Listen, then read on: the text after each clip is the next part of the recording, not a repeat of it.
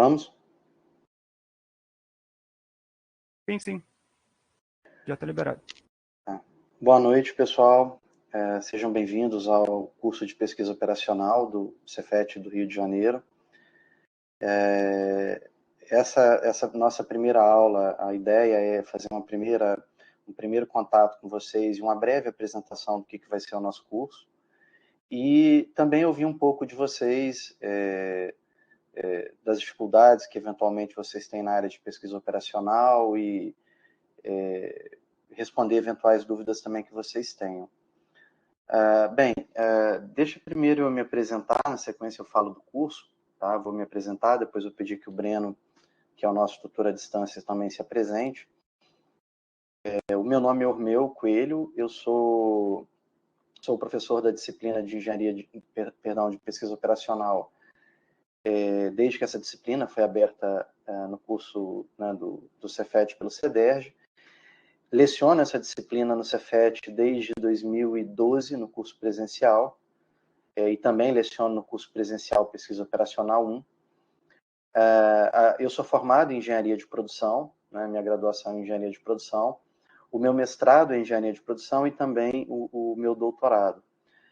Em todas essas três formações, a minha área de atuação sempre foi pesquisa operacional, né, desde a graduação, então é a área que eu escolhi para me especializar.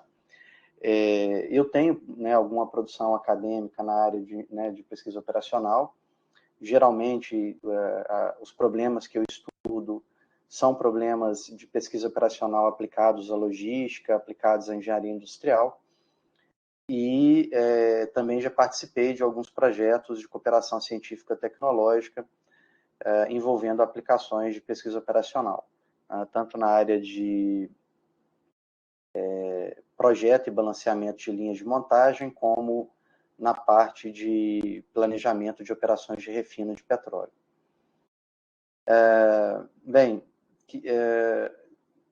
Falei, né, um pouquinho sobre mim. Eu vou pedir agora o Breno que fale um pouco dele, da formação dele, tá? Ele se apresente aos alunos. Breno, pode... Ok, vamos lá. Então, eu sou Breno Assis, né? Eu sou engenheiro de produção, né, por formação. Também defendi a minha graduação na área de PO. E sou mestre em engenharia de produção e sistemas, né? Mas esse mestrado foi mais voltado para a parte de educação e a parte de computação massiva de dados, né? Então, eu sei um pouco de engenharia de produção, eu sei um pouco de computação, e isso varia aí. PO, sistemas de informação, mineração de dados, computação massiva de dados.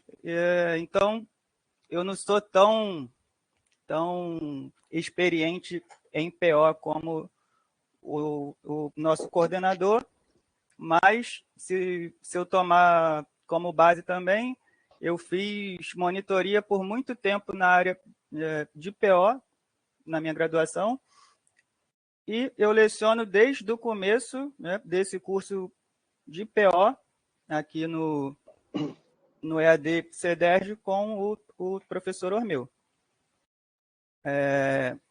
E ainda está faltando eu começar o meu doutorado, que já era para ter começado, né, Ormeu? Pois é. Mas é isso aí. Pode perder o embalo, não, cara.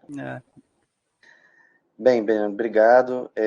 Pessoal, eu falei assim algumas coisas bem breves da apresentação. Acho que é mais para vocês terem uma noção, né, da nossa formação e da nossa conexão com a área.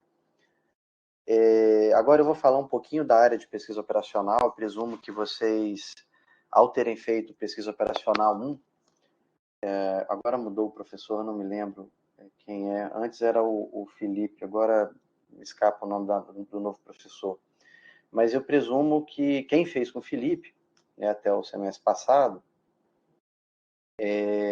tenha visto ali uma breve apresentação do que é a área de pesquisa operacional. A área de pesquisa operacional dentro da engenharia de produção, ela é uma das 10 grandes áreas da engenharia de produção, segundo a Associação Brasileira de Engenharia de Produção.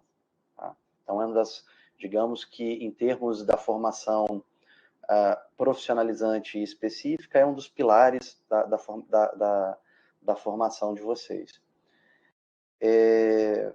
A pesquisa operacional, né, presumo que vocês também já tenham ouvido isso antes, é uma área intrinsecamente ligada à matemática e, digamos, especificamente à matemática aplicada. Então, é uma área de conhecimento que conjuga técnicas e saberes de áreas como matemática, economia, estatística, computação, e, eventualmente, até de outras áreas, né, como física e etc. Mas, fundamentalmente, a gente pode dizer que os pilares da engenharia de produção estão ali na matemática, né, na matemática aplicada, na estatística, na computação. São as três grandes áreas, vamos dizer assim, que sustentam, né, o que a gente entende como pesquisa operacional. É uma área que emerge, uma área de conhecimento que emerge no pós-guerra, principalmente, tem alguns desenvolvimentos embrionários antes da Segunda Guerra Mundial, mas é principalmente com o fim da Segunda Guerra Mundial que o que a gente entende hoje como pesquisa operacional se conforma enquanto área de conhecimento. É uma área tipicamente aplicada. Eu sei que vocês muitas vezes acham que a disciplina é teórica, etc., mas diferente de outros setores da matemática, da estatística e da computação, em que os estudos são muito mais teóricos mesmo, né, são muito mais voltados à construção dos fundamentos teóricos, aqui a gente geralmente trabalha na aplicação desse arcabouço de conhecimentos herdados dessas outras áreas em problemas de engenharia, em problemas de economia, em problemas de finanças, e às vezes até em outras áreas, como biologia, ciências humanas, né? Áreas em que muitas vezes a gente acaba não imaginando que modelos matemáticos são tão aplicáveis, né? Então, a área de pesquisa operacional, ela faz interface com diversas outras áreas do conhecimento, e a gente até faz uma brincadeira no curso de engenharia de produção que o professor de pesquisa operacional é o cara que vai com todo mundo, né? Porque se você tem, às vezes, um trabalho de um colega numa área de finanças, é possível se pensar numa aplicação, numa colaboração que envolva a aplicação dos conhecimentos de otimização, de simulação, de teoria de filas, etc., para resolver um problema nessa área. Se você tem uma parceria com um colega que trabalha em planejamento e controle da produção, ou que trabalha em logística, são inúmeras as aplicações de pesquisa operacional também. Então, é uma área que planejamento das instalações, engenharia econômica, né? Dá para pensar em interfaces. A parte de ciência de dados, então, atualmente é uma área que conversa, né, de forma muito próxima com a pesquisa operacional. Então, eu diria que assim, a PO tem uma interface grande com diversos setores da engenharia de produção. Basicamente, em termos de evolução da área, eu diria que nesse nascimento, no pós-guerra, até os dias de hoje, a PO passa por diferentes momentos, né? Se vocês acessarem, por exemplo, a página da Sociedade Brasileira de Pesquisa Operacional, a SBPO, a Sobrapo, perdão, a SBPO é o simpósio da Sobrapo. Ela tem um vídeo lá muito bacana, que é da Sociedade, da Operations Research Society, que é a Sociedade Britânica de Pesquisa Operacional. E esse vídeo, ele está até legendado e tal, ele traça um panorama, né, do que é a área de pesquisa operacional e dá alguns exemplos de aplicações, de potenciais de aplicação. E também tem lá um conjunto de definições sobre o que é pesquisa operacional, então vale a pena dar uma olhadinha. Os links do YouTube que, né, são acessíveis que são relacionados a esse vídeo que eu citei, também aparecem ali uma lista de outros vídeos falando de temas correlatos à pesquisa operacional.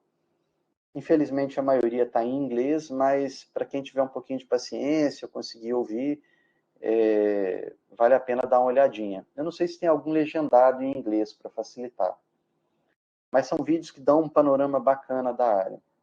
Tá? No que eu dizia sobre a evolução da área de pesquisa operacional, eu diria que a gente está vendo um momento hoje em que as técnicas de pesquisa operacional estão ganhando uma nova sobrevida. Tá? Em alguns momentos da evolução da área, a gente esbarrava numa restrição que era hardware, que era a capacidade de processamento para resolver os problemas, principalmente de grande porte, que a gente modela né, para dar suporte à tomada de decisão. Principalmente após os anos 90 e agora, né, nos anos 2000, né, com a capacidade de processamento muitíssimo maior que a gente tem, e capacidade de memória também, diversos problemas que eram inexequíveis há 20, 30 anos atrás viraram problemas que a gente pode trabalhar em computadores acessíveis a todo mundo. Né? Um computador de uso doméstico hoje, um desktop simples ou um notebook, ele tem muito mais capacidade de processamento e memória do que as máquinas de grande porte de 50 anos atrás, né? 40 anos atrás.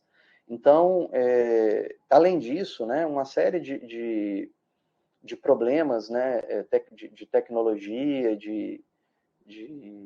como eu diria, de ciência de dados hoje, são problemas intrinsecamente relacionados a técnicas de pesquisa operacional. Então, isso tem feito com que, nos últimos anos, eu diria principalmente segunda metade dos anos 90 para cá, a pesquisa operacional ganhasse uma sobrevida e um impulso muito, muito grande. Tá? Em termos de área científica, é uma das áreas científicas ligadas à engenharia de produção mais produtivas, tá? A gente tem mais prolíficas, a gente tem aí talvez uma das sociedades científicas mais antigas do Brasil, a Sobrap, e uma sociedade muito produtiva, tá? Até em nível internacional. As aplicações de pesquisa operacional no Brasil também não são, eu diria, não é nenhuma novidade, né? A gente tem alguns setores da economia e algumas empresas que fazem uso intensivo de pesquisa operacional, principalmente as empresas de processos, né, como a Petrobras, as empresas de geração de energia elétrica, a antiga empresa de planejamento energético, a EPE, outras agências estatais, as mineradoras, né, são empresas que usam muito técnicas de simulação, por exemplo, né, para planejar os seus problemas de mineração, de lavra, né? Existem problemas que são muito revisitados também na mineração, que são problemas de mistura de minérios. Enfim, não é nada novo na economia brasileira o uso de pesquisa operacional em muitos setores. Então, assim, eu acho que é uma área, não porque eu sou dela, mas uma área bastante interessante, tá? Tanto em termos científicos como em termos aplicados também, né? É óbvio que, como o Brasil é um país que, infelizmente, tem uma atividade de desenvolvimento científico e tecnológico ainda muito ligada apenas às universidades e ao financiamento público, a gente ainda tem, comparado, por exemplo, aos Estados Unidos, à Europa, né, a outros países, uma menor quantidade de vagas nas quais a gente pode se engajar, né, aplicando conhecimentos de pesquisa operacional. Eu diria principalmente porque a gente não tem tanto desenvolvimento de tecnologia no país, né? Então, quando a gente sai desse circuito acadêmico e de uma ou outra empresa que eventualmente tem atividade de desenvolvimento, de pesquisa e desenvolvimento, o número de vagas, né, nessa área acaba ficando um pouco mais restrita.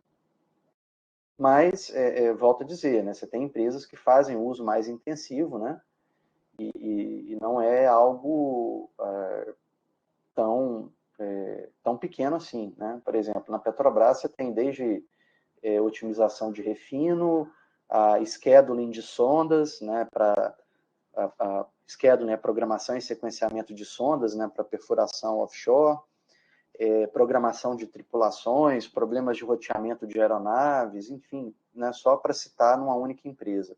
No setor de mineração você tem dezenas e dezenas de aplicações também. Então, tem esses nichos, né? Mas também é importante ter em mente que a economia está mudando. E na medida que a gente muda para uma economia mais digital, em que o uso de tecnologia nos serviços e nos produtos ele passa a ser mais recorrente, é óbvio que ter na sua formação um viés mais tecnológico, né, é sempre mais interessante. Então, eu acho que o crescimento de áreas, né, como inteligência artificial e a área de ciências de dados, que são áreas que são extremamente entrelaçadas com pesquisa operacional, é uma coisa que nos próximos anos tende a alavancar ainda mais a área. Tá?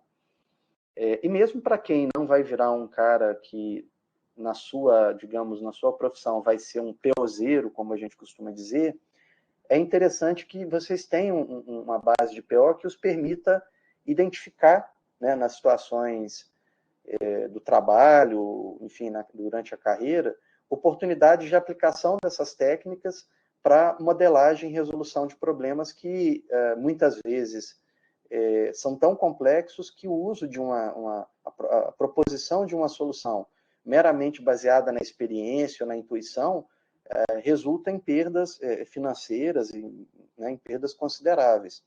Então, às vezes, você não é o cara que vai desenvolver os modelos, programar os modelos, etc., mas é o cara que vai enxergar a oportunidade de aplicá-los, né?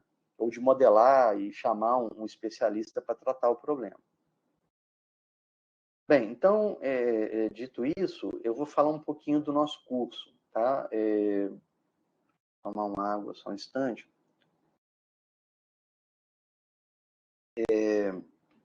O nosso curso é um curso que ele muito inchado em ementa, né? Eu venho tentando avaliar a possibilidade junto com os colegas de eventualmente equilibrar um pouco mais essa ementa, mas ele é um curso que tem muitos conteúdos de pesquisa operacional, né? No curso de PO1 vocês estudaram basicamente programação linear e casos especiais de programação linear, né? Que é ali o problema do transporte e o problema da designação. Em PO2, vocês iniciam o curso estudando programação inteira. O que é programação inteira? Programação inteira é basicamente um problema de programação linear com a restrição de que uma ou mais variáveis de decisão do problema que você modelou tem que assumir valor inteiro em qualquer solução viável do problema. Essa diferença que na forma de enunciar parece pequena, ela acrescenta uma dificuldade enorme em termos de resolução do problema. Em termos computacionais, a gente pode classificar os problemas que a gente tem que resolver, os problemas algorítmicos, em classes de complexidade. Existem diferentes classes, eu não vou dar uma aula sobre complexidade aqui, mas os problemas lineares, né, são os PPLs que vocês aprenderam lá no curso de PO1, são problemas ditos fáceis, entre aspas, tá? São problemas que podem ser resolvidos por algoritmos de tempo polinomial. A existência de um algoritmo de tempo polinomial para um problema permite, sendo bem objetivo, sendo bem pragmático, que a gente resolva problemas de grande porte com um esforço de processamento e de memória compatível com as máquinas que a gente tem hoje. Então, a gente pode se meter a modelar um problema gigantesco, com milhares de variáveis, e a gente consegue resolver isso num bom tempo de processamento. Tá? Sendo bem direto, né?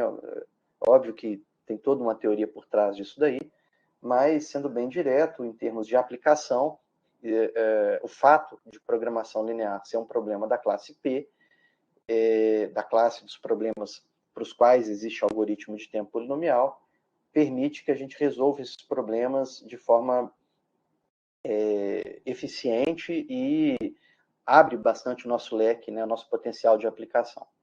Quando a gente vai para a programação inteira, essa pequena modificação na forma de enunciar o problema, que é a exigência de que algumas variáveis sejam inteiras, faz com que o problema seja muitíssimo mais difícil de se resolver. Tá? Então, a gente não tem, no caso geral, para os problemas de programação modelados como problemas de programação inteira, um algoritmo de tempo polinomial.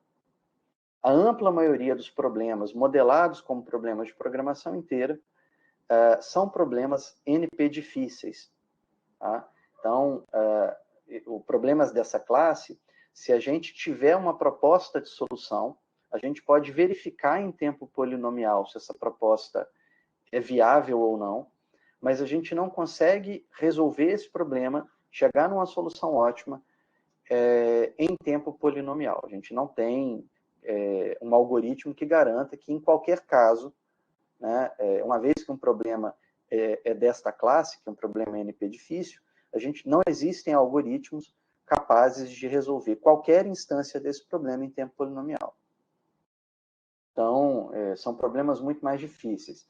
Aí, sendo direto, o que isso quer dizer? Isso quer dizer que a gente, às vezes, pega um probleminha de 1000 variáveis e esse problema fica horas a fio processando e a gente não chega na solução ótima. Com o software que a gente tem hoje e mais, né, o desenvolvimento do hardware, eu diria que a gente até consegue ir um pouco mais, né? Eu diria que, na média, problemas de 5 a 10 mil a gente consegue resolver bem, se não tiver uma estrutura muito difícil. Tá? Há casos que a estrutura é tão ruim que talvez a gente fique limitado a portes menores. O que acontece é que existem diversas aplicações relevantes que requerem um porte, capacidade de processar um porte muito maior do que esse. Por exemplo, roteamento de veículos com 100 clientes e uma frota heterogênea de 10 veículos.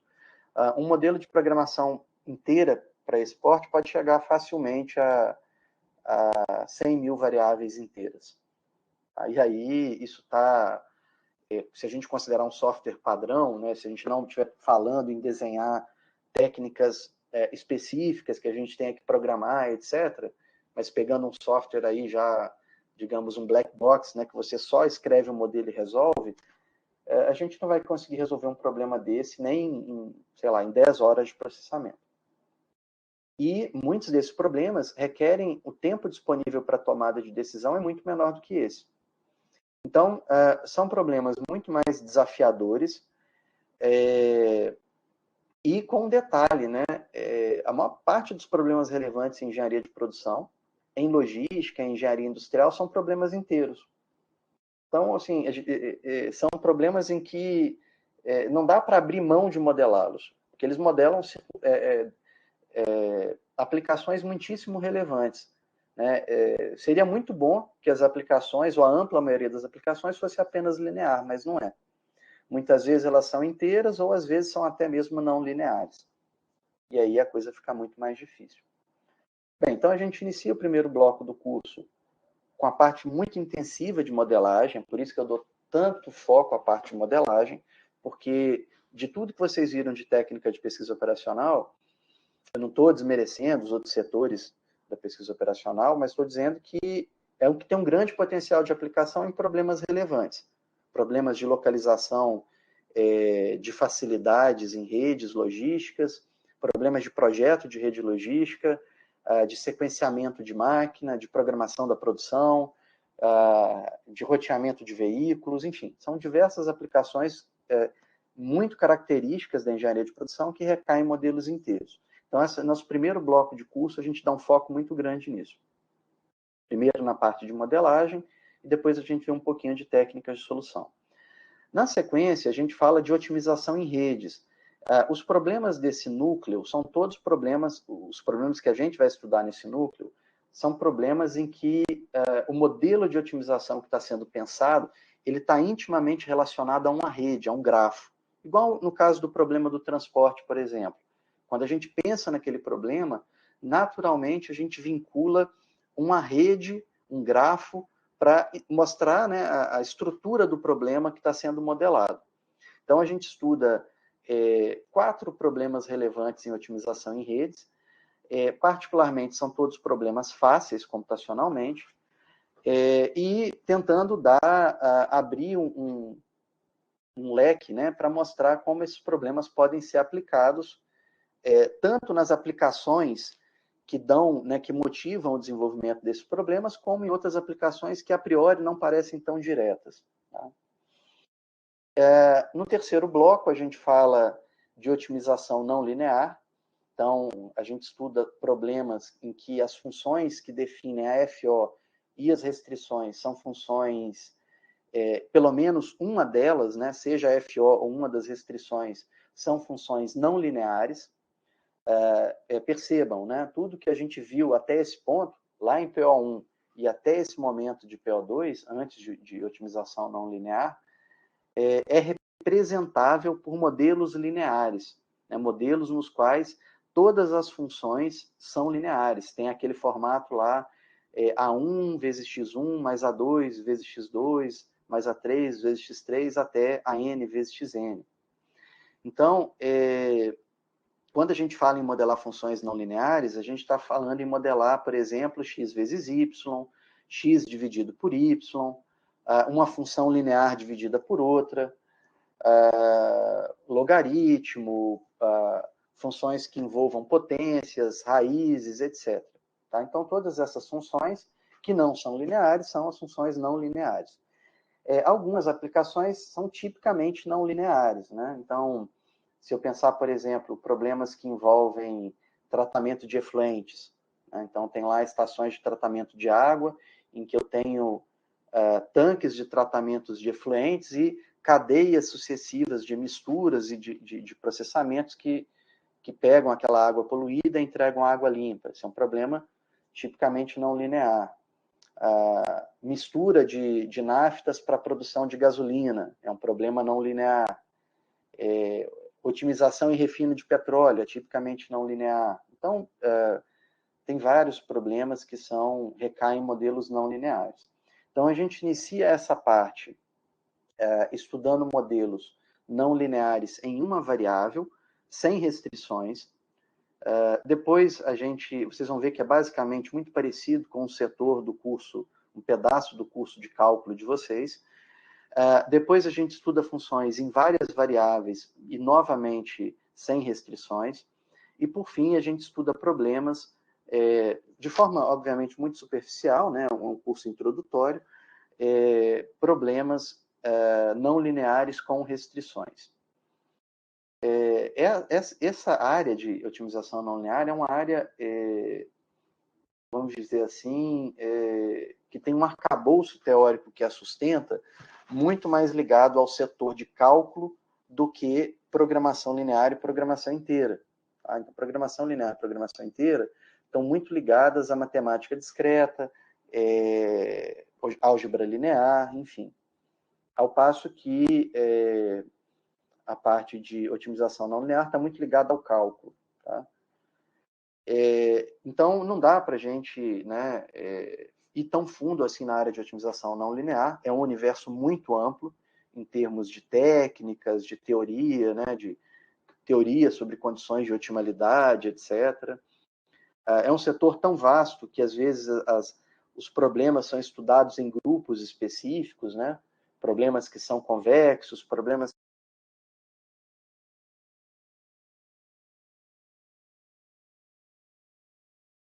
só dá um panorama inicial aqui. E fecha o curso uma área que é totalmente diferente da área de otimização, que é a área de teoria de filas. É um conjunto de técnicas que é adequado à modelagem de sistemas com tendência à formação de filas. Então, modelar, por exemplo, um caixa de supermercado, um conjunto de postos de pedágio, né, de cabinas de pedágio, enfim, são problemas nos quais eu tenho ali um servidor e um determinado conjunto de clientes precisa de atendimento nesse servidor, ou nesses servidores, caso haja mais de um, e existe ali uma aleatoriedade, muitas vezes, associada aos tempos de atendimento dos servidores e às taxas de chegada desses clientes que demandam atendimento. E aí, o que a gente faz nesses sistemas é construir indicadores de desempenho, que são relevantes, né, para esse sistema. Então, por exemplo, número médio de usuários em fila, tempo médio em fila, taxa de ocupação dos servidores, são geralmente os indicadores, os parâmetros de desempenho mais comuns que a gente quer calcular num sistema como esse. Então, percebam que ao contrário de tudo que vocês viram até aqui na formação de vocês, é a área ligada à incerteza, né? Tudo que vocês viram antes eram modelos determinísticos. A gente não considerava que nenhum dos dados envolvidos tinha ali uma distribuição de probabilidades a ele associada. Então, nenhum dos dados eram variáveis aleatórias com a distribuição de probabilidade característica. Todos eles eram assumidos dados determinísticos. Tudo que foi estudado antes, né, até esse ponto, até a teoria de filas, era a parte de, né, digamos, determinística, métodos determinísticos. Com a teoria de filas, é o primeiro contato que vocês têm com o que a gente chama de métodos estocásticos, em que a gente modela problemas nos quais existe incerteza envolvida, e essa incerteza muitas vezes está representada na forma de uma distribuição de probabilidades, de um ou mais processos que acontecem no sistema de interesse.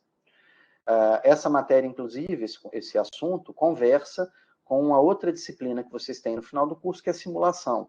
Geralmente, os problemas nos quais se aplica a simulação são os mesmos problemas, são similares, né, aos problemas nos quais se aplica a teoria de filas.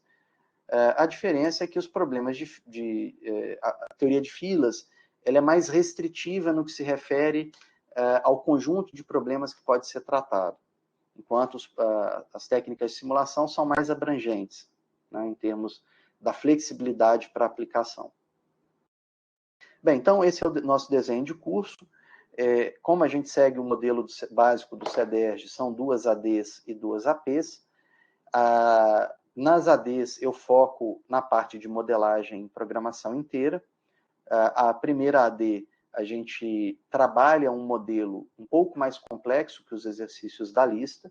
Então, é uma atividade pensada para vocês fazerem junto com a gente.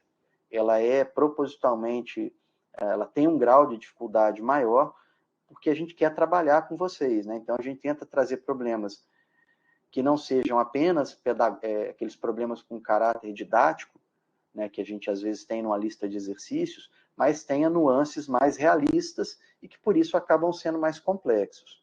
Por isso mesmo a gente orienta, né, que ao fazer AD vocês procurem o suporte do tutor, que o Breno vai dar as dicas no sentido de tentar ajudá-los.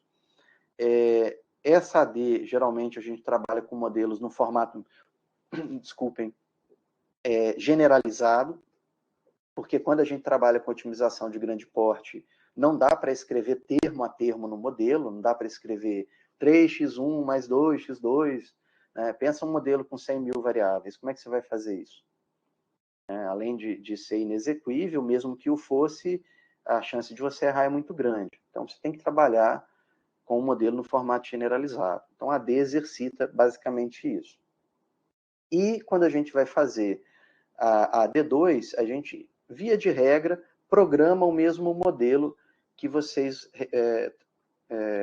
modelaram, né? O mesmo modelo, o mesmo problema que vocês modelaram conceitualmente na AD1. Só que aí, usando uma linguagem de programação que é gratuita, e que tem ali uma facilidade de ser integrada ao Excel.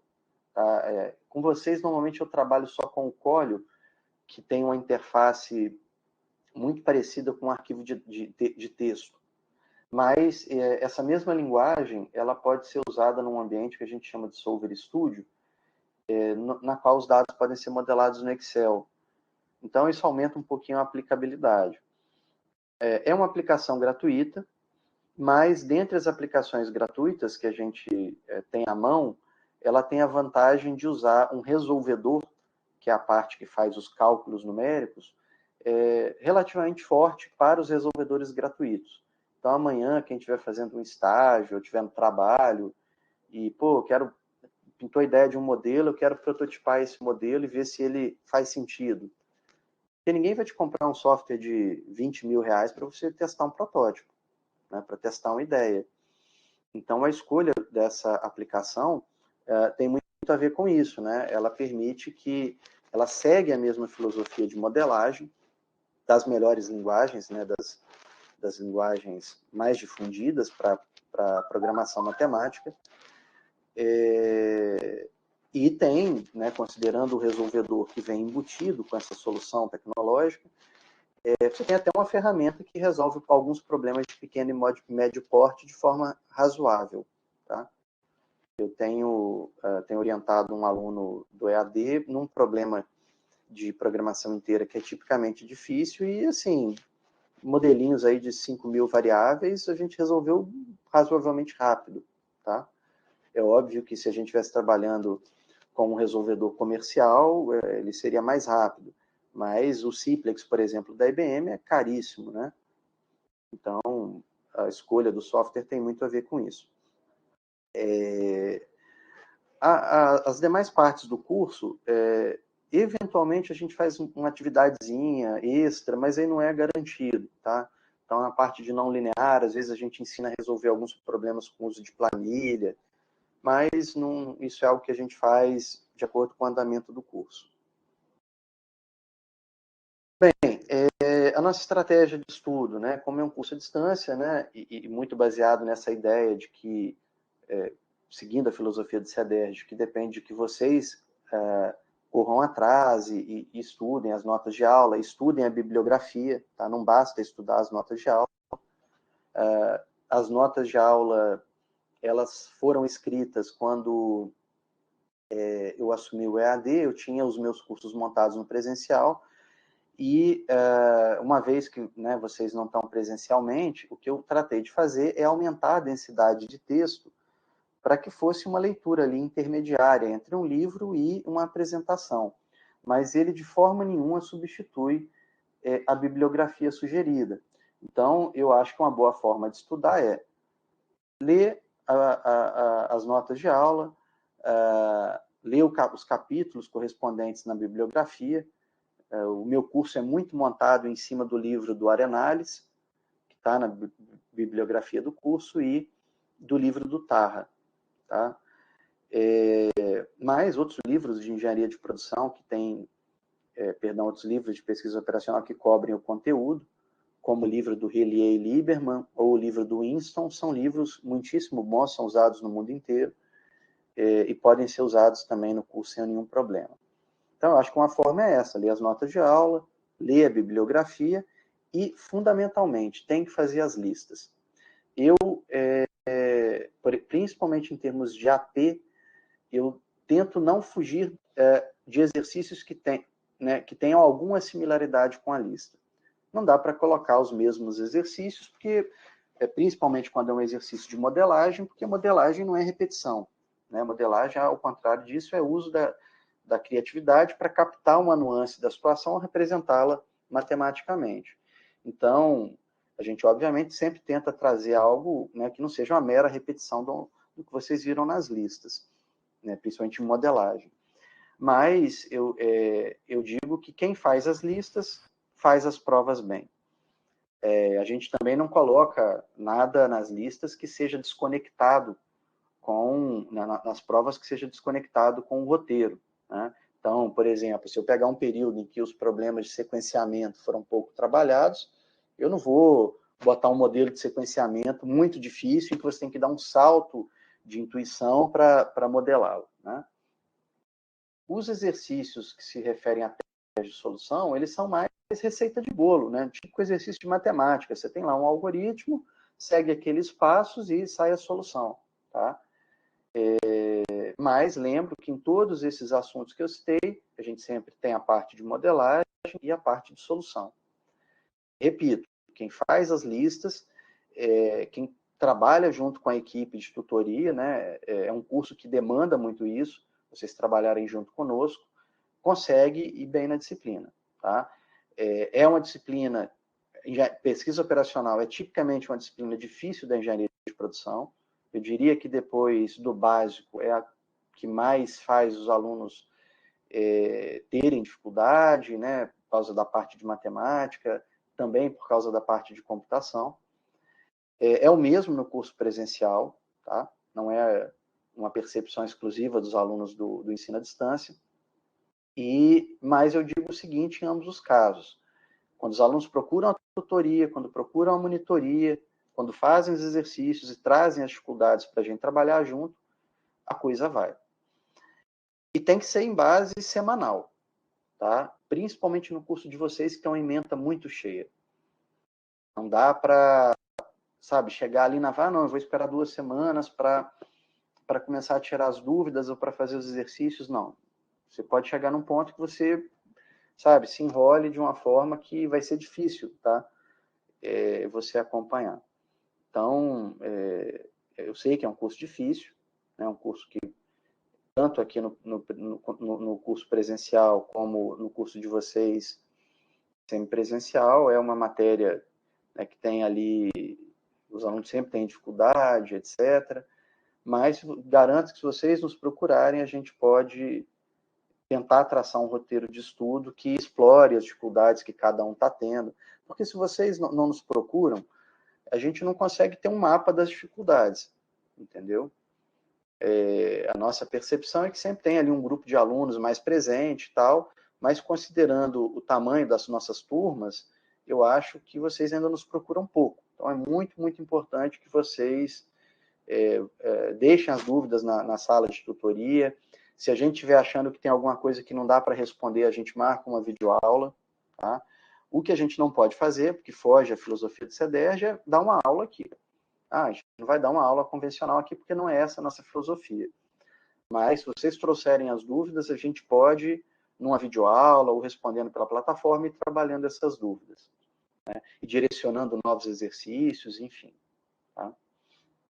Bem, eu vou abrir agora, né, para o caso de vocês quererem colocar alguma dúvida.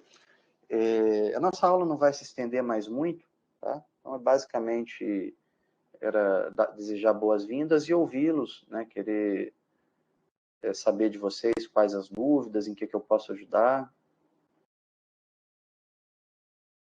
Já tem gente aí perguntando, Breno?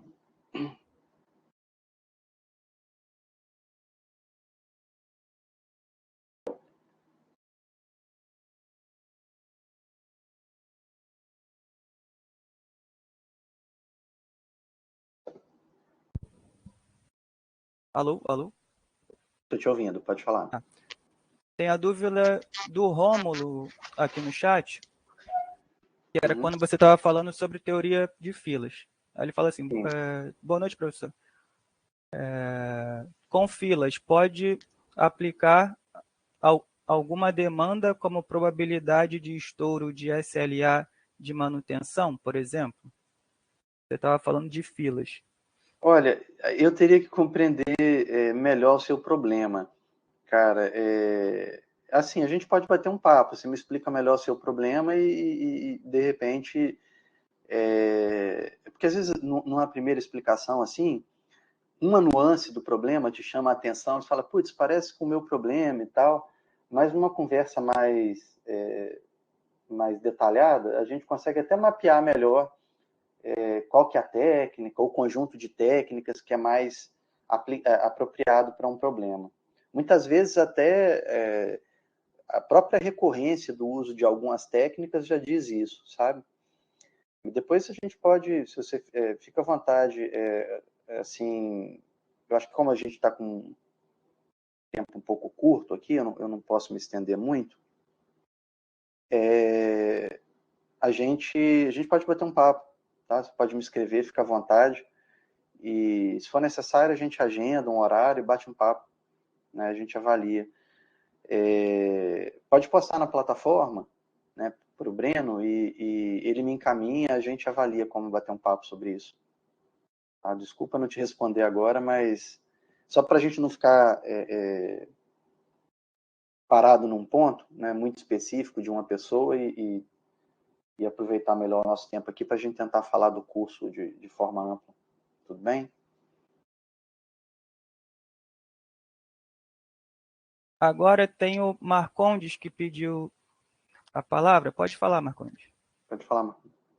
Boa noite, Urmeu. Boa noite, Breno. Boa noite, pessoal. Boa noite, Marcondes. Pergunta aqui, cara, é basicamente em relação a duas perguntas, né? O que acontece? Eu embarco, então, cara, eu entendo todas as suas dicas aí, professor, né? Mas para mim realmente é um desafio ser assíduo com meus estudos, né, cara? Quando estou embarcado é muito difícil estar estudando. Mas enfim, não vim chorar não, calma. A pergunta é a seguinte: os critérios que eu tentei fazer no semestre passado e eu vi que os critérios para a aula eram para as provas, para as ADs, eram muito detalhistas, né? Tinha que fazer o exercício de um determinado jeito, tinha que fazer desenvolver a equação, o modelo de determinado jeito. Eu queria perguntar se vai permanecer assim, se você poderia explanar um pouco sobre esse assunto, os critérios. E a outra pergunta seria o seguinte, em relação às aulas. Eu sei que as tutorias são feitas também em formato web aulas, né? Talvez, não sei. E se teria algumas tutorias gravadas, por exemplo, aí falando do meu caso, como embarco, se eu puder depois voltar a ver uma aula que já foi feita, entende? Para mim ajudaria bastante. Desculpa estender bastante, tá? Mas são essas duas perguntas, professor. Não, tudo bem. Deixa eu iniciar pela segunda. Eu não lembro, aqui a gente fez, o Breno, na verdade, faz, né, umas tutorias, eu não sei se ele chegou a gravá-las. No período de operação remota dos cursos presenciais, eu gravei algumas aulas que eram aulas síncronas, né? E assim, isso aconteceu por 2 períodos, então eu tenho registro do curso de PO que eu dou no presencial, mas que tem muita coisa em comum com esse, de algumas dessas aulas, eu posso verificar, tá? E ver o que pode ser disponibilizado. Mas, independente disso, o que a gente pode pensar é pelo menos para cada um dos nossos conteúdos aqui, a gente tem uma aula, tá? Comigo e eventualmente aulas também de vídeo tutoria com o Breno para exercícios e tal. A gente pode tentar uma coisa assim. O que eu tiver lá, eu posso avaliar, tá? Mas assim, eu vou te dizer, eu sou um pouco chato com produção de aula, porque não é todo dia que a gente dá uma boa aula, tá? Essas aulas que eu tenho gravadas lá, são aulas que eu dei por 3 períodos, então eu devo ter de cada conteúdo, eu devo ter dado 3 aulas, né? Eu teria que ver quais ficaram legais, porque às vezes, cara, se não dá uma aula, não fica tão clara, entendeu? Então, simplesmente eu pegar aquele bloco de aulas e passar para vocês, sem eu revisar, sem ver se tá legal, entendeu? As que tiverem boas, tipo branching bound, é um assunto que vocês têm muita dificuldade. De repente eu dou uma olhadinha e posto uma ou outra aqui, eu acho que pode ser feito. E, independente disso, como eu estava dizendo, a gente tenta fazer uma aula de cada tópico, entendeu? Então, isso eu acho que dá para fazer. Tá? Então, por exemplo, agora a gente vai ter modelagem, uma aula que fala um pouquinho de modelagem. Depois a gente vai ter uma aula lá de solução de problemas de programação inteira. Depois a parte de otimização em redes. Por exemplo, antes das provas, é uma ideia legal, entendeu? Eu costumo, tem uma coisa que eu faço no presencial, eu falo assim, até brincando, vocês querem saber como é que é a minha prova? Minha prova é sempre igual, entendeu? Assim, igual no sentido de que tem coisas que não tem como deixar de cobrar. Então, por exemplo, sempre tem uma questão de modelagem de programação inteira. Sempre. Primeira prova, no caso de vocês apenas. Invariável isso, né? O principal método que a gente de programação inteira é o branching bound. Então, quase sempre tem lá uma questão de branching bound. Assim, sabe, dá para criar meio que um mapa da coisa. É óbvio que aí tem lá uma parte de otimização em redes, né? Então pode ser caminho mínimo, pode ser fluxo máximo e tal. Porque o que acontece? Idealmente, eu gostaria de visitar cada um desses problemas, mas tem alguns que são muito, a meu ver, tem alguns núcleos do curso que são muito essenciais, né? Então, a gente pode, por exemplo, fazer um aulão que, vamos dar uma olhada na lista aqui, qual exercício vocês tiveram mais dificuldade na lista de modelagem. A gente pode pegar as listas de otimização em redes e, vamos olhar os problemas mais difíceis. Enfim, a gente tem como, eu não digo né, resolver todos, porque demora muito, mas no mínimo, olha, como é que resolve esse exercício assim? É assim que monta e tal. Dá para a gente fazer algo nesse sentido. Bem, quanto à correção... Pois não. Antes de você ir para o ponto dos critérios, vamos lá.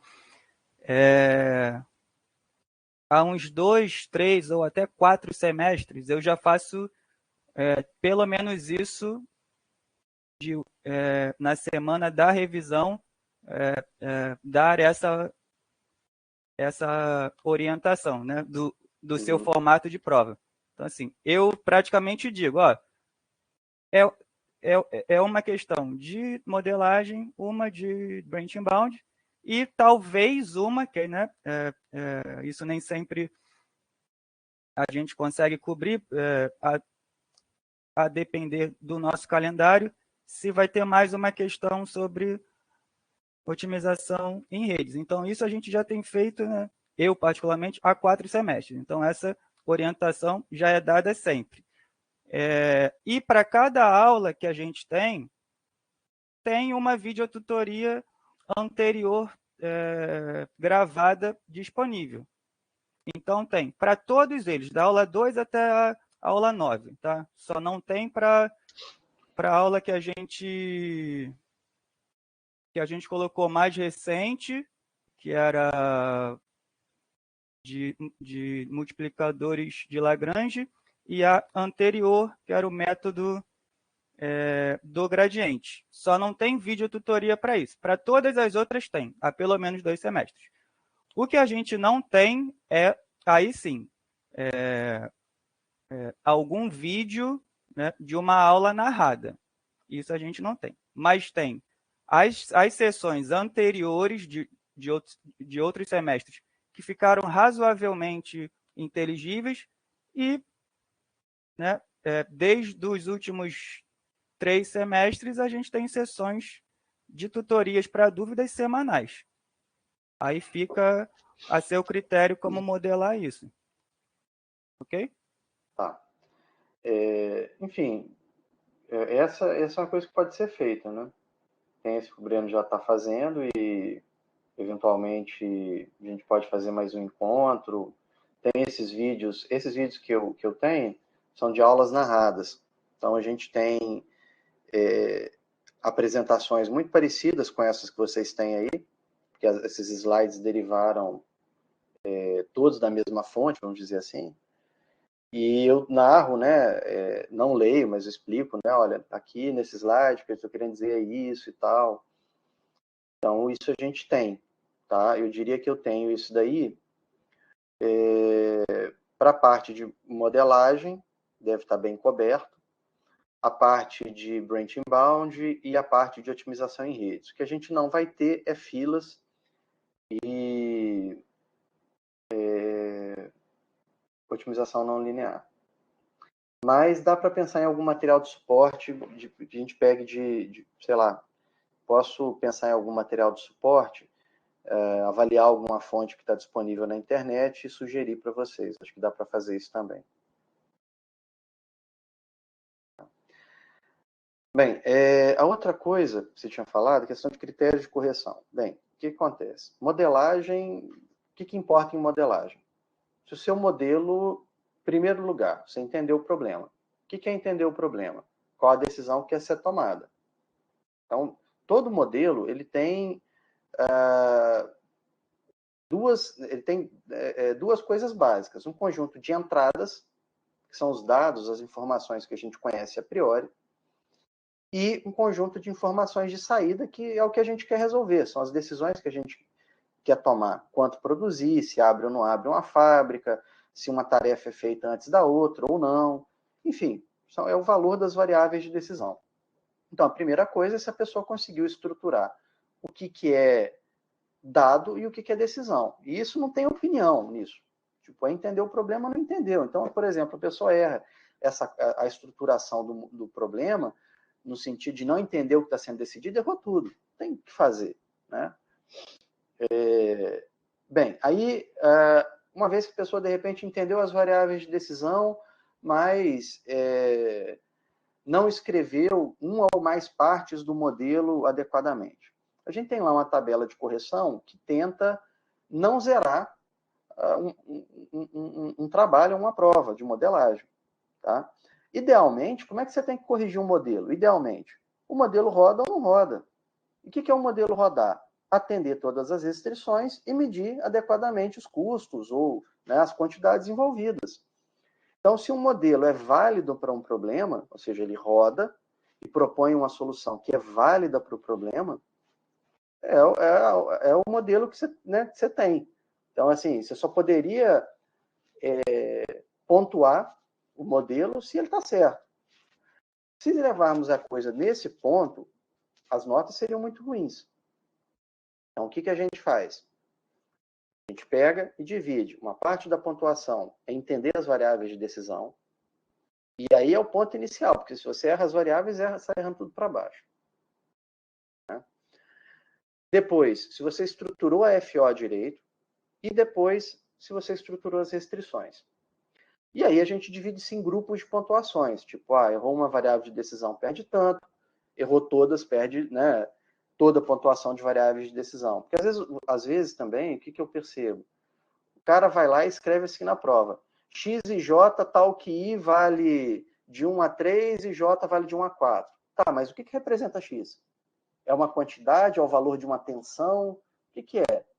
É o tamanho de um lote de compra, é o tamanho de um lote de produção? O que é a variável X? Então, ele tem que dizer, sim, tem que dizer, variável X representa a quantidade de produção do produto Y na máquina J, tem que ser bem claro.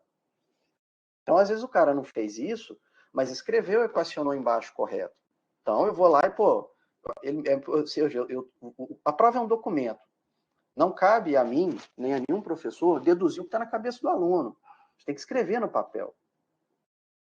Então, numa situação como essa, às vezes você até percebe que o cara tem uma ideia do que ele está modelando, mas eu não posso presumir.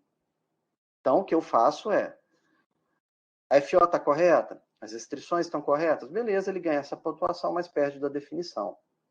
Porque o modelo tem que ser comunicável. O modelo conceitual é uma ideia comunicável, escrita, né, com um conjunto de esquemas e numa linguagem matemática, e que uma outra pessoa lê e entende o que está sendo escrito. Então, é por isso que a pontuação ela é estruturada dessa forma, e sim, a gente continua trabalhando dessa maneira. Em programação inteira, é importante dizer uma coisa. É muito comum que um problema que gera um determinado modelo, ele possa ter várias formulações equivalentes, diferentes, ou seja, formulação, o que quer dizer? Conjunto de fórmulas, né? Ou seja, eu represento o mesmo modelo da realidade por um conjunto de fórmulas diferentes. Isso é possível. E isso a gente sempre considera, tá? Óbvio que, às vezes, no primeiro momento, você passou o olho, não entendeu e tal, achou que o cara está errado, mas a gente sempre faz 2 correções, né, dessas provas, e assim, tem a vista de provas também, vocês têm o direito de questionar, né, por que o modelo que eu propus não faz sentido, tarará, tarará, a gente vai explicar. Agora, o modelo tem que fazer aquilo que ele se propôs. Então, se o modelo, eu estou dizendo lá que eu tenho que garantir o atendimento integral da demanda, e você usou uma restrição do tipo menor ou igual, o que o modelo vai fazer? Para minimizar o custo, ele vai atender demanda nenhuma. O modelo não funciona. Tá? Então, assim, não dá para abrir mão disso. Então, dentro dessa filosofia, a gente fatia a pontuação para evitar que seja tudo ou nada. Porque, a rigor, o modelo é roda, não roda. É válido, não é válido. Ponto. Entendeu?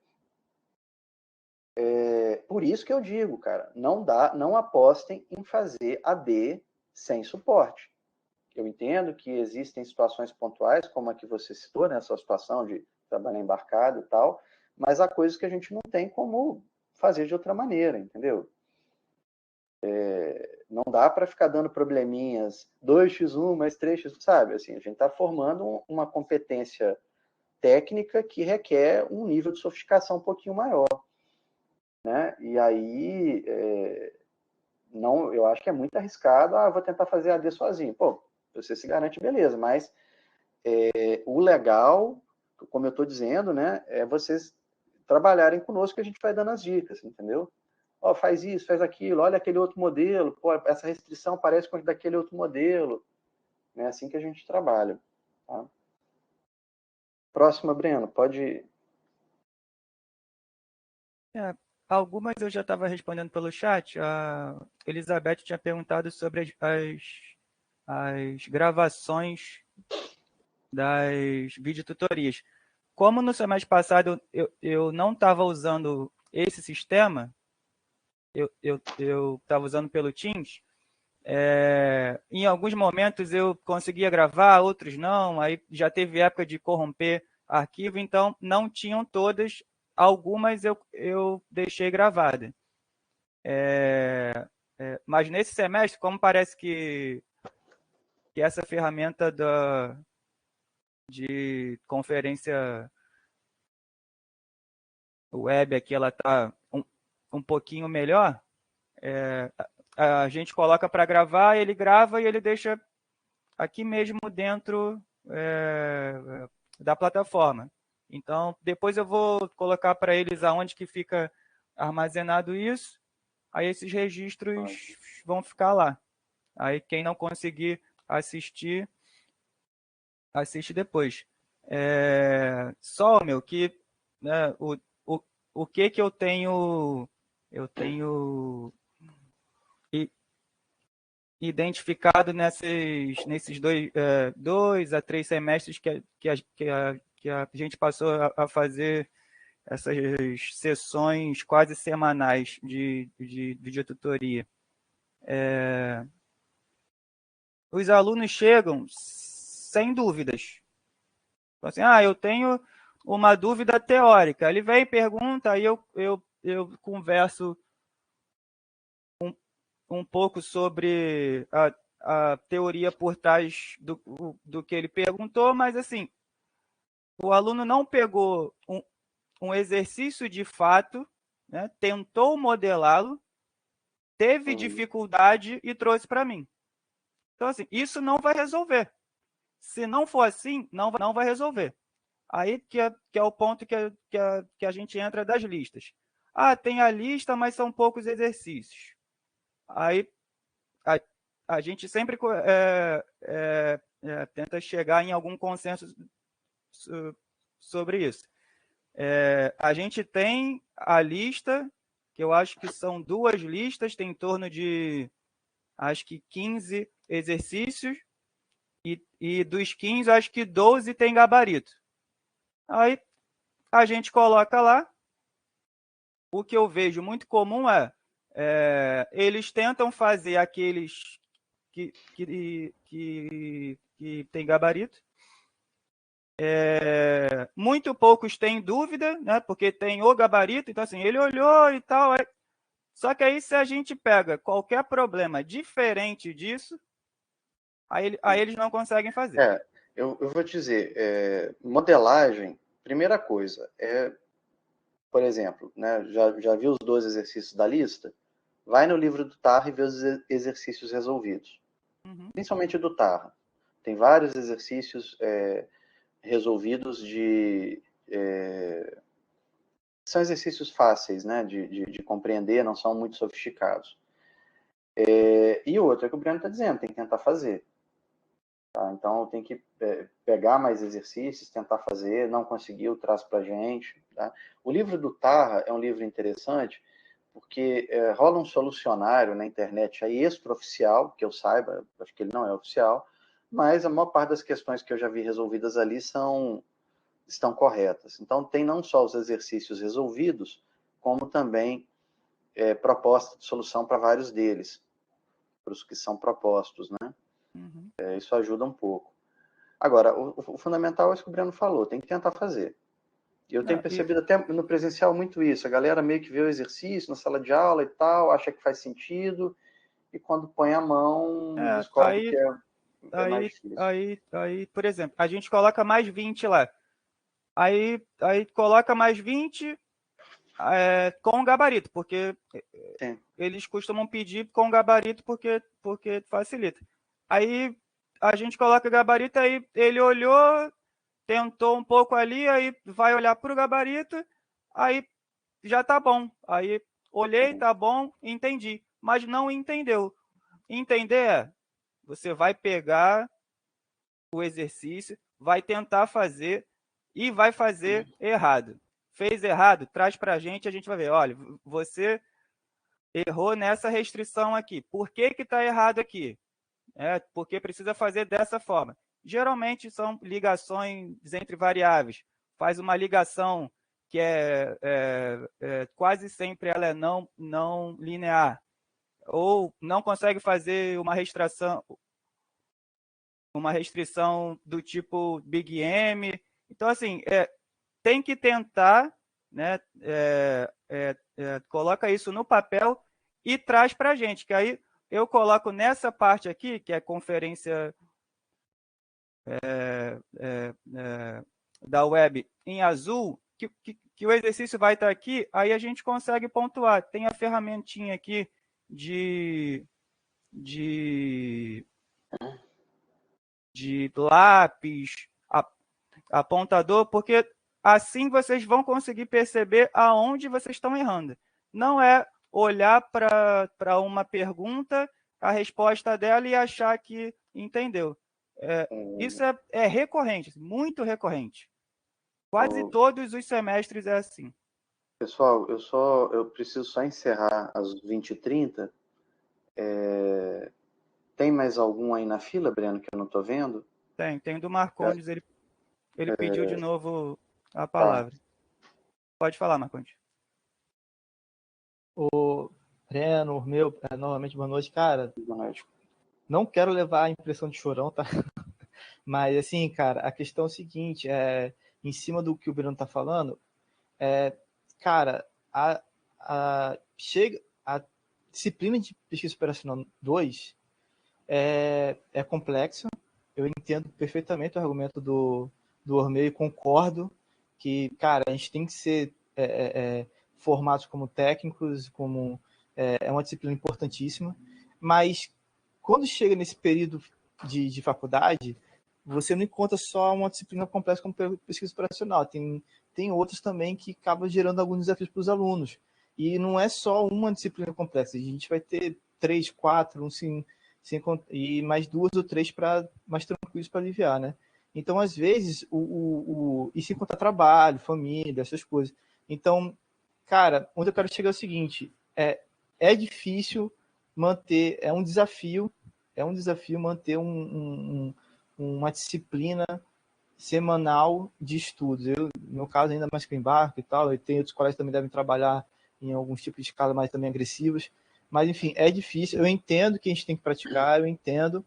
Mas não vou mentir, tem horas que eu vou para aula e eu vou só para ouvir, porque realmente eu não estudei nada. E é difícil manter às vezes. Então, só do pouco do que eu estou escutando, cara, já abre muito minha mente. Então, assim, eu entendo, Breno, que, cara, é complicado o aluno querer, às vezes, uma pergunta e não ter um conhecimento fixado, mas às vezes, cara, é porque é difícil, entende? A gente chegar e dominar o conteúdo, assim, é muita coisa. E, cara, e outro ponto, aí já é tô querendo só. E outra coisa também, eu queria perguntar, ô Breno, eu sei que você tem um canal no YouTube, eu acho que me falaram, um colega falou aqui. Agora, se teria outros canais, por exemplo, da USP, da Univesp, que vocês recomendam? Fala, cara, esse aqui é bom. Cara, Entendeu? olha só, deixa eu te interromper, Marcondes. Eu vou fazer essa seleção e vou postar, tá? Tem sim uma galera que produz vídeos muito bons. Tem um cara que eu acho que os vídeos dele são ótimos. Chama Pedro Munari, ele é da UFSCar. Inclusive esse vídeo que eu falei, que tem lá na página da Sobrapo, foi ele que fez as legendas em português, se eu não me engano, tá? Ele tem vídeos de diversos assuntos de programação inteira, de pesquisa operacional de uma forma geral. Eu posso, eventualmente, fazer a seleção, né, já faço essa semana alguma, da semana para a semana que vem, eu já publico alguma coisa, tá? Eu só peço a vocês que tomem muito cuidado com essa coisa de pegar material, tá? É óbvio que eu não estou dizendo, não sai pegando videoaula na internet. Não, não é isso. Mas tem que ir na linha do que você mesmo disse. Da USP, da UFSCar, de uma universidade de referência, seja no país ou fora dele. Entendeu? Eu estou te falando isso, por exemplo, você jogar na internet simulação de Monte Carlo. É um assunto de simulação que tem um monte de página de empresa comercial, sabe, assim, de empresa sim, que talvez os especialistas, não sei, é difícil julgar os outros, mas que você não leva tanta firmeza de, será que ele tem um especialista que sabe do que está falando e tal? E aí, quando você olha as implementações dos caras, ou olha os conceitos, como são apresentados, você percebe que tem um rigor muito limitado. Então, assim, a única coisa que eu digo é tomar cuidado, pega material de universidade de referência, não precisa pegar só aquilo que a gente está indicando, mas a gente também vai fazer um processo de indicação aqui, tá? Para cada aula, alguma coisa assim. Na medida do possível, né? Porque às vezes não tem para todas. Tá bom? Obrigado, professor, pelas dicas. Não, nada, desculpa. Assim, Marcos, quero dizer que assim, eu entendo a sua angústia, tá? As suas limitações e tal, né? Eu também tenho filho, isso toma um tempo da gente que é enorme, né? Assim, acho que só quem tem sabe. Mas, cara, é uma matéria de matemática. Assim, nesse sentido, ela em nada se difere de uma matéria de matemática como aquelas que a gente fez a vida inteira, né? Matemática é aquela história, 5% inspiração, 95% transpiração, né? Tipo, sentar, fazer os exercícios, repetir, enfim. Tem uma parte do aprendizado que é esse, né? Que é aprender pela repetição, né? Nesse sentido. Tá, então, assim, eu entendo as necessidades, mas o que a gente pode fazer é tentar dar algum tipo de suporte, vídeo, tirar dúvidas, enfim. É a forma que a gente tem como ajudar também. Bem, tem mais alguém aí, Breno? Eu estava vendo algumas perguntas do chat aqui, mas eu tô conseguindo já dar essa resposta pelo chat. A única coisa foi sobre como colocar a resolução da Thaís aqui. Vocês podem me mandar antes da sessão de vídeo, vocês podem colocar, abrir uma dúvida na sala de tutoria e anexar, tá? Se isso for mais fácil. Se não, pode entrar na própria sala, e aí quando eu torno alguém apresentador, ele consegue compartilhar arquivos ou compartilhar a tela, tá? Aí, só com o arquivo PDF a gente já consegue colocar nesse layout azul aqui que está escrito conferência web. Aí a gente acompanha junto. Ok? Bem, pessoal, eu peço desculpas, mas eu tenho um compromisso agora, pouco depois das 8h30 eu tenho que encerrar. Eu não sei se o Breno, você vai querer continuar com eles mais um tempo, ou vamos encerrar de uma vez? Acho que dá para a gente encerrar. Alguém tem mais alguma consideração? Vocês querem continuar? É com vocês. Se não, dá para a gente encerrar. Por mim tá ótimo, professor. Só tenho a agradecer, cara. Obrigado. Nada. A gente que agradece a paciência de vocês. Obrigado, gente. Né? Obrigado a vocês por pararem para nos ouvir. Eu sei que essa é uma disciplina que cria muita tensão, tá, com vocês. Assim, aumenta. Eu também já fui aluno. aumentam o nível de ansiedade da gente quando a gente enfrenta uma matéria que é mais difícil e tal. E o nível de ansiedade, acho que de todo mundo está mais alto agora depois da pandemia, mas na medida do possível, assim, ponham na cabeça que a gente está aqui para colaborar com vocês, tá? Eu sei que às vezes, pô, você faz uma matéria, espera ter um rendimento melhor, enfim, mas de forma nenhuma a coisa é montada para atrapalhar a vida de ninguém, né? Assim, a gente está aqui para dar o suporte e nossa expectativa é que vocês consigam aprender e a gente tem um compromisso com a sociedade brasileira de entregar profissionais competentes, sabe? E isso, por vezes, faz com que a cobrança da disciplina seja assim, dura, né, de enfrentar, mas eu acho que isso é parte do processo de aprendizado e eu peço a vocês que tenham paciência, procurem a nossa ajuda que a gente vai fazer o possível para vocês conseguirem progredir no conteúdo, tá? Gente, obrigado pela audiência. Até o nosso próximo bate-papo. Eu vou procurar os vídeos que eu falei para postar.